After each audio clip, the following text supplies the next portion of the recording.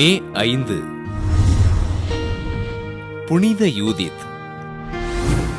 Germany நாட்டில் உள்ள Thuringia எனுமிடத்தில் வாழ்ந்த செல்வந்த குடும்பத்தில் கிபி 1200ஆம் ஆண்டு பிறந்தார் யூதித்.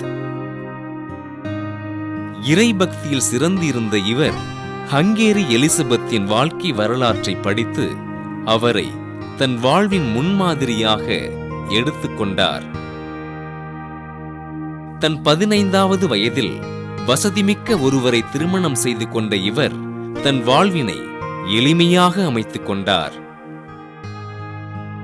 இறைபக்தி நிறைந்த தன் கணவர் புனித நாடுகளுக்கு திருப்பயணம் செல்கையில் இறந்து போக யூதித் பிரேசியா சென்று புனித பிரான்சிஸ்கன் 3ஆம் சபையினில் துறவறம் பூண்டார்.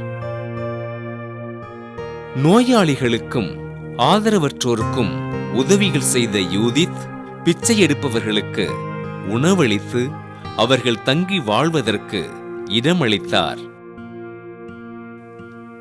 ஜெபத்திலும் தியானத்திலும் சிறந்திருந்த இவருக்கு ஆண்டவர் இயேசு காட்சியளித்து தன்னை பின்பற்றி வா என்று அழைக்க ஆண்டவரின் அழைப்பின்படி தன் பணிகளை மேற்கொண்டார்.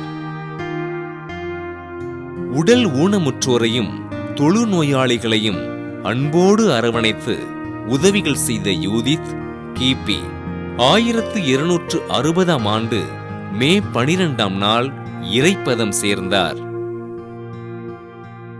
இயற்கை சூழ்நிலைகளை பொருட்படுத்தாமல் வெறும் கால்களோடு நடந்து இறைப்பணிகள் செய்த யூதித்தினை திரு அவை புனிதராக உயர்த்தி விதவை தாய்மார்களின் பாதுகாவலராக அறிவித்தது. புனித யூதித் திருவிழாவினை கொண்டாடுகின்ற நாம் தொழுநோயினால் துன்புறுகிற மக்களின் நோய் நீங்கவும் அவர்களின் குடும்பங்களை இறைவன் ஆசீர்வதிக்கவும் ஜெபிப்போம்.